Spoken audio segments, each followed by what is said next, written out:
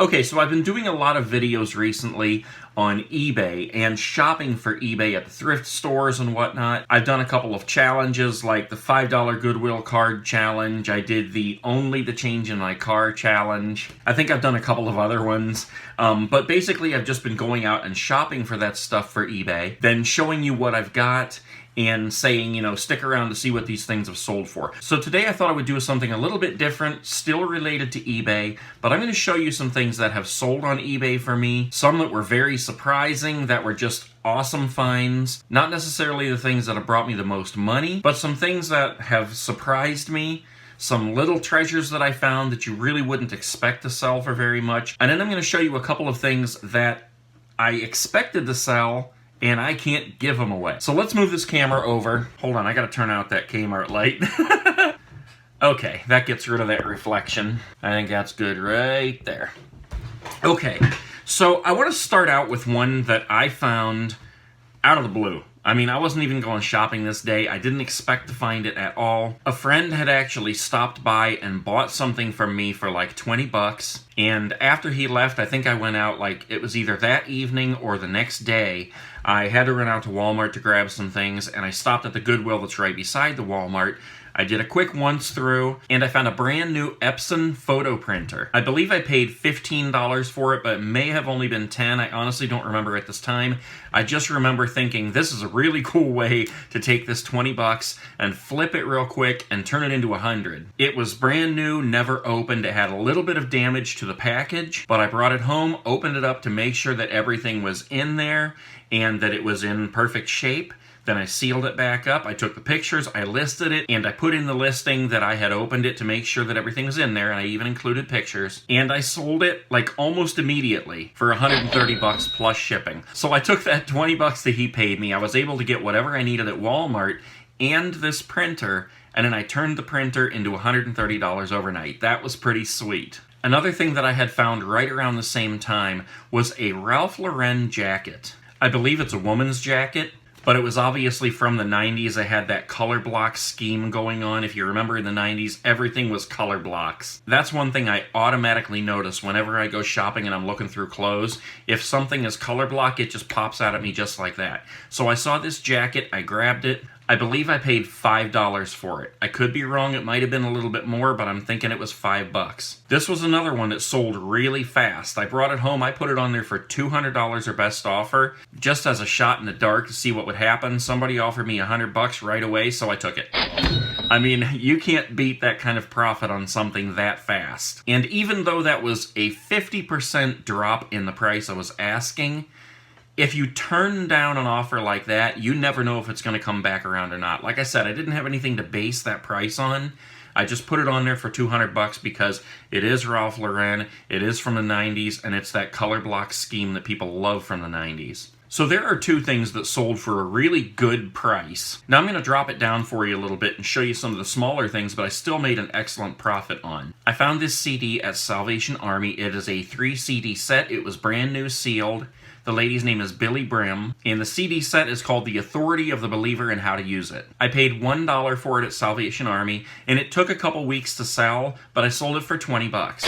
That's 20 times the investment. So that's one thing I keep an eye out for when I go shopping and I'm looking at all the CDs and the DVDs. The first thing I look for, I skim the top of them and I look for plastic. I look for anything that is sealed. Once I've checked those out, then I start looking at all the titles and figure out if we have something else. But the first thing is always the ones that are sealed. Another thing I sold that made an awesome profit and was really surprising was a vintage plastic toy airplane that I found at the Goodwill outlet. Now the Goodwill outlet goes by the pound, so this airplane was pretty big. I mean, it was about this big. Hollow, thin plastic toy airplane. I probably paid $3 tops for it. But people love those old toys. This was a military toy. Almost all the stickers on it were in great condition. This plane ended up selling for $40. So that was also a nice little profit on a very small investment. I also thought this one was pretty cool. I found this at the Salvation Army. It's called a Child Guidance First Multiplier. It has sliders across both the top and the bottom with numbers all over the field on the front. You slide one on the top and one on the side, and it shows you what those numbers multiplied equals. I paid $2 at Salvation Army, and it sold for $32. These are the kinds of things that are a real surprise when you find them. You think, oh, that's just some old piece of crap. And most people wouldn't even give it a second look. But I picked it up immediately because it was something that you don't see every day, and it turned out to be a great profit. In keeping with the theme of things you don't see every day, I came across these a little while ago. I have probably sold about 4 or 5 pair of these over time. These are called Z-Coil shoes. They're women's shoes. Honestly, I don't even know if they make these shoes for men, because all the ones I found have been for women. They have a big spring on the bottom on the heel. This particular pair right here, I paid $5 for at a Salvation Army, and I sold them for $20. Now keep in mind all the prices that I tell you are the selling price. It doesn't include the shipping. So like with these shoes, I sold them for $20, and then they paid like $17 shipping. Now that's not me ripping them off. That's totally based on where they live. I always use calculated shipping. I always put the correct weight and the size of the box, and the system calculates it out exactly to what it is going to cost. Another thing that I sold, we're going back to the sealed media. This was a Michael Jackson #1 CD. Brand new and sealed, had the stickers on the front still, and I paid like $1 for it at the Goodwill, and it sold for $11. You know, a lot of people think the CDs don't sell anymore, but they still do. Okay, so let's keep moving here. Another thing that I sold recently was a pair of these shorts. They're called Famous Stars and Straps. They were brand new with tags, but I think somebody may have originally bought them as a gift or something because the tag was like half cut off. But nonetheless, they were still brand new. I believe I paid probably $2 or $3 for them. I bought these a couple years ago when I bought a whole ton of shorts to put on. They didn't sell the first time around, and then they kind of got lost in my office up there because I have a big stock room full of stuff. So one day when I was up there working, I saw them peeking out of a box, and I thought, you know what, let's stick those things back on there. Put them on, and within a week they sold for $30. So sometimes it just has to be the right time, and you never know when the right buyer is going to come along too. So just because something doesn't sell the first time around, it doesn't mean give up and take it back to Goodwill. Now here's one that kind of surprised me actually.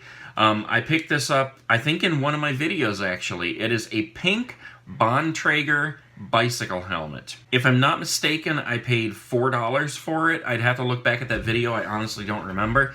It may even have been half off on that sticker, which would make it $2. But I put it on here and it sat there for a little while, and then it eventually sold for $20. It's not a huge profit, but it still is a profit. And the thing is, every dollar adds up. Some people won't bother to sell things that are going to sell for any less than like $100. But when you do that, you are leaving a lot of money on the table. Even things that sell for only $4, $5, and $6, as long as it's profit and you only paid like $1 or $2 for them, that still adds up. If you make, say, $3 profit on 100 things, that's $300 right there. That's going to pay 2 or 3 of your bills for the month. So holding out for those bigger sales is not always the best thing to do. Okay, I think let's do 2 more things here. We're going to go back to the 90s thing again. I bought this Cleveland Cavs t-shirt. I may have even put this in one of my videos. I honestly don't remember. It's a t-shirt. It had a big graphic on the front, as you can see up here in the picture. I keep forgetting I'm putting the pictures in here. It was from 1994, had the date right on the shirt. Knowing myself and how I shop, I probably paid no more than $4 for the shirt, but it sold for $30. So in the end, it sold for at least 7 times what I paid for it. So that was a nice profit on just a t-shirt. People love t-shirts and clothes from the 90s. And the last thing let's talk about here is something that kind of surprised me as well. This is an iCarly remote, and basically, if you've ever seen the show iCarly on Nickelodeon, iCarly and her friend Sam have a show called iCarly on the internet, and Sam has a remote that she uses to add different sound effects and random dancing and stuff like that. That's what this remote is. It just has, what is it, about 4 or 5 different buttons on it, and each of them makes a different sound effect. I paid $1 for the remote, and it sold for $15. iCarly is not even on Nickelodeon anymore, but it was a super, super popular show when it was on there. And this right here is another reason why I pick up everything that I see, and I research it just to see if it's going to sell, because anybody else would have probably just walked right by that. It just looks like a crappy toy, nobody wants it, but I paid $1 for it and sold it for $15. So there's a little look at what do we do, about 10, 11 things there that have sold for me pretty good. Made some nice profits there, and like I said, it all adds up, even the smaller things. There's other things in here that I have sold for $200 and $300 that I didn't even mention, but I just wanted to pick out some of those that were kind of unexpected and, you know, things that people normally would pass up. So let me tell you a couple things that I have had that I haven't been able to give away that I thought would sell immediately, and I have had no luck with whatsoever. In fact, I'm going to take you right upstairs to my stock room, and I'll pick them right out and show you from there. Okay, so one thing I'm going to show you here is something I got stuck with because when I bought it, I thought for sure I'd make a ton of money on it. And then somebody turned me in saying they were fake. And they probably are fake. I bought them at Goodwill, and they had a handful of them. And that is this ugly hat right here. This is supposedly a Prada hat. Now, this is like a nylon. It's brown. If you look on there, you can find this hat. I have two of those. I have two of those. And, I think I paid $10 a piece for those. Look, they even have the little Prada thing back here on the inside. And I looked at everything to see if it was all spelled right. And the fact that they had more than just one should have tipped me off that they were fake. But sometimes you get caught up in the moment. You see that stuff and you're like, it's Prada. So, so that was 20 bucks down a drain right there. I listed them one time. And somebody turned me in and said they were fake. Most of the time when that happens, it's another seller with the same thing, and they're just trying to narrow the competition field. But you got to be careful with stuff like that. This place is an absolute disaster. It has not been cleaned up for a couple of years, ever since I was in the newspaper and they came in and wanted to take pictures. It was immaculate then. But here's another thing. This is a vintage 70s lamp base. Obviously, it's like a Cougar or something. I thought that thing would sell right away. At the time, I did the research, and a lot of them had sold. I've probably had that thing for 5 years. I can't give it away. I want to just throw it on the street and destroy it, but I won't. I should put it in my office. However, it's not retail related, and I like my retail theme down there right now. Here's another one, a Super Soaker. Super Soakers usually sell really good, especially in the summer. But for some reason, I've not been able to get rid of that one or about 2 or 3 other ones that I have. This place is such an absolute disaster right now. But I will tell you, clothes are one thing that you never know whether they're going to sell or not. I've invested a lot of time and a lot of money into clothes. And I've sold a lot of clothes, especially t-shirts.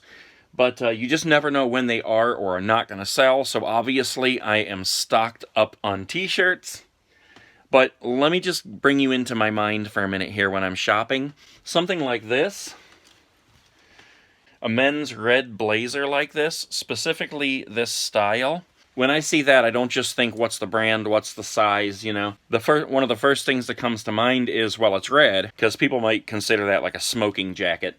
But the other thing that comes to my mind, because you always got to be working, so I immediately think, if I can't sell this just for the jacket that it is, I can line those edges with white and sell it as a Captain Kangaroo costume.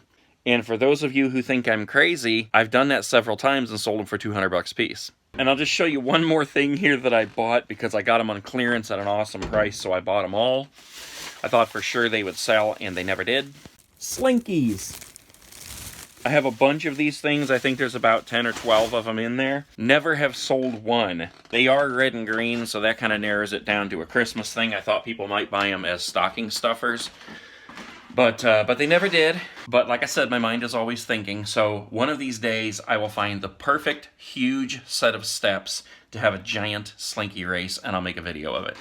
So there's just a little look into some things that I have sold and some things that I haven't sold that I expected would. Sorry about these rays back here.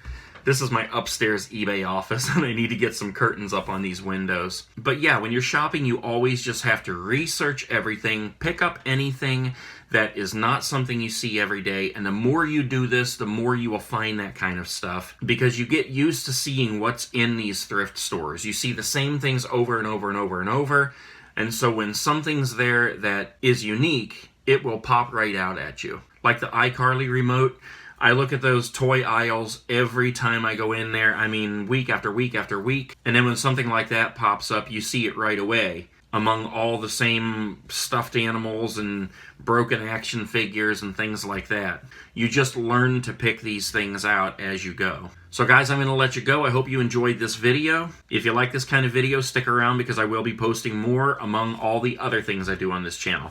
I'll see you guys later. Peace.